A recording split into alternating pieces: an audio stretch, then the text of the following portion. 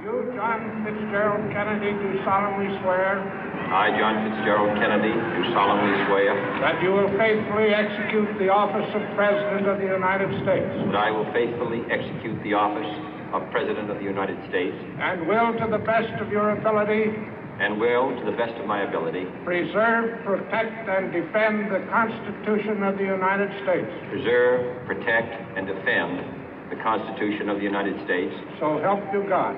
So help me God.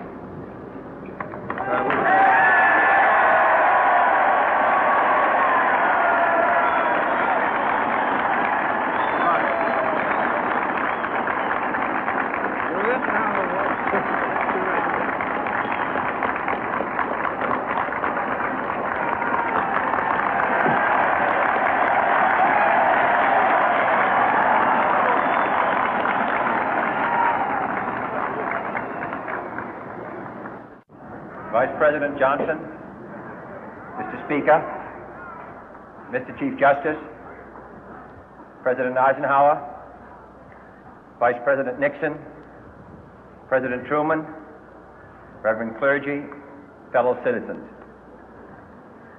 We observe today not a victory of party, but a celebration of freedom, symbolizing an end as well as a beginning, signifying renewal as well as change. For I have sworn before you and Almighty God the same solemn oath our forebears prescribed nearly a century and 3/4 ago. The world is very different now, for man holds in his mortal hands the power to abolish all forms of human poverty and all forms of human life. And yet the same revolutionary beliefs for which our forebears fought are still at issue around the globe. The belief that the rights of man come not from the generosity of the state, but from the hand of God. We dare not forget today that we are the heirs of that first revolution. Let the word go forth from this time and place to friend and foe alike that the torch has been passed to a new generation of Americans born in this century, tempered by war, disciplined by a hard and bitter peace, proud of our ancient heritage, and unwilling to witness or permit the slow undoing of those human rights to which this nation has always been committed and to which we are committed today at home and around the world.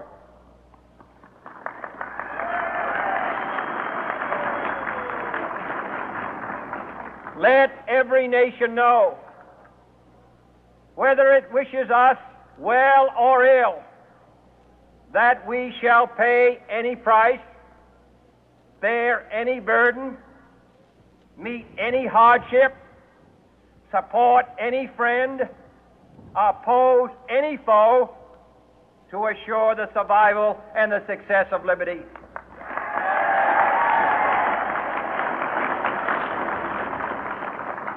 This much we pledge and more. To those old allies whose cultural and spiritual origins we share, we pledge the loyalty of faithful friends.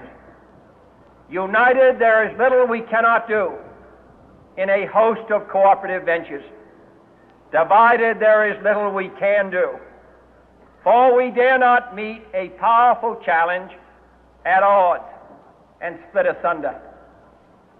To those new states whom we welcome to the ranks of the free, we pledge our word that one form of colonial control shall not have passed away, merely to be replaced by a far more iron tyranny.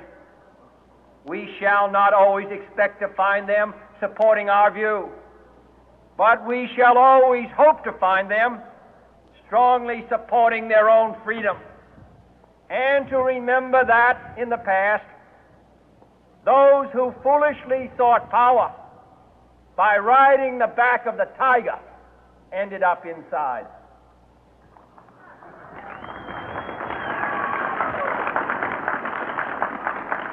To those people in the huts and villages of half the globe struggling to break the bonds of mass misery, we pledge our best efforts to help them help themselves for whatever period is required, not because the communists may be doing it, not because we seek their votes, but because it is right.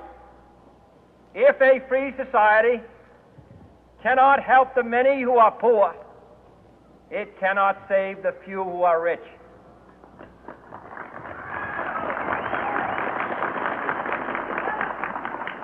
To our sister republics south of our border, we offer a special pledge to convert our good words into good deeds, in a new alliance for progress, to assist free men and free governments in casting off the chains of poverty. But this peaceful revolution of hope cannot become the prey of hostile powers.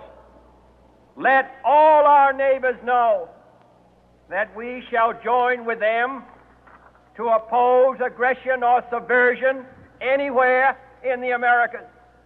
And let every other power know that this hemisphere intends to remain the master of its own house.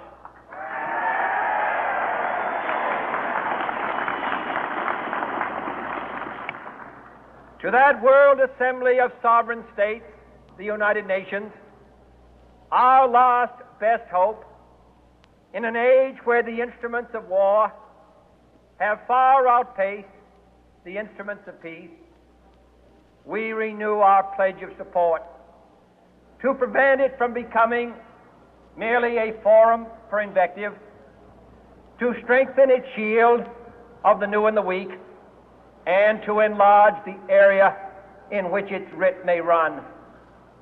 Finally, to those nations who would make themselves our adversary, we offer not a pledge, but a request that both sides begin anew the quest for peace. Before the dark powers of destruction, unleashed by science, engulf all humanity in planned or accidental self-destruction, we dare not tempt them with weakness, for only when our arms are sufficient beyond doubt can we be certain beyond doubt that they will never be employed. But neither can two great and powerful groups of nations take comfort from our present course, both sides overburdened by the cost of modern weapons, both rightly alarmed by the steady spread of the deadly atom, yet both racing to alter that uncertain balance of terror that stays the hand of mankind's final war. So let us begin anew, remembering on both sides that civility is not a sign of weakness, and sincerity is always subject to proof. Let us never negotiate out of fear, but let us never fear to negotiate.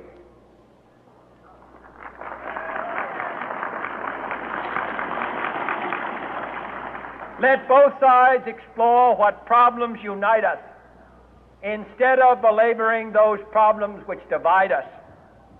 Let both sides, for the first time, formulate serious and precise proposals for the inspection and control of arms, and bring the absolute power to destroy other nations under the absolute control of all nations.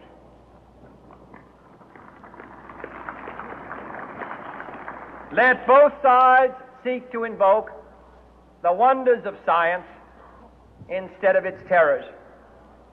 Together, let us explore the stars, conquer the deserts, eradicate disease, tap the ocean depth, and encourage the arts and commerce. Let both sides unite to heed in all corners of the earth the command of Isaiah to undo the heavy burden and let the oppressed go free. And if a beachhead of cooperation may push back the jungle of suspicion, let both sides join in creating a new endeavor, not a new balance of power, but a new world of law, where the strong are just and the weak secure and the peace preserved. All this will not be finished in the first 100 days, nor will it be finished in the first 1,000 days, nor in the life of this administration, nor even perhaps in our lifetime on this planet. But let us begin.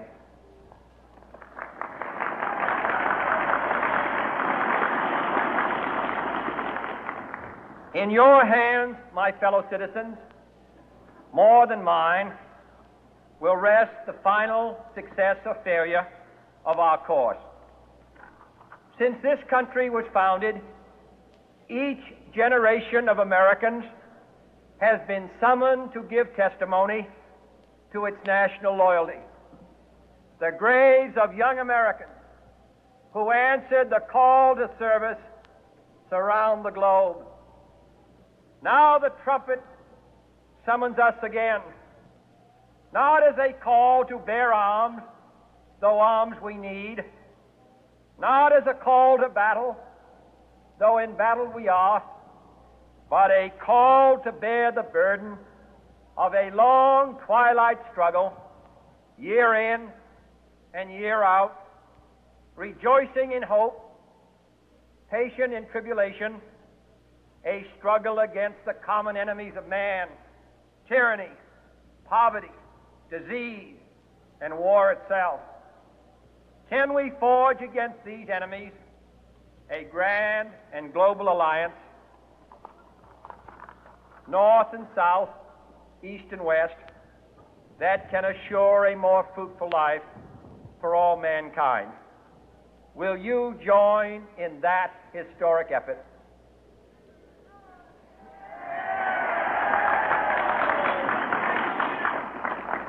In the long history of the world, only a few generations have been granted the role of defending freedom in its hour of maximum danger.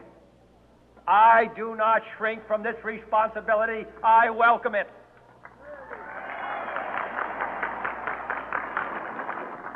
I do not believe that any of us would exchange places with any other people or any other generation.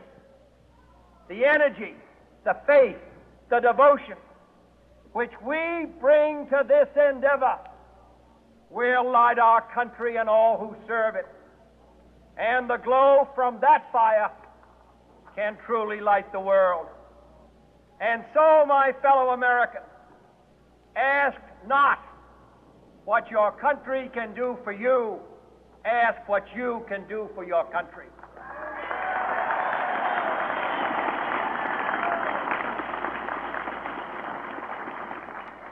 My fellow citizens of the world, ask not what America will do for you, but what together we can do for the freedom of man.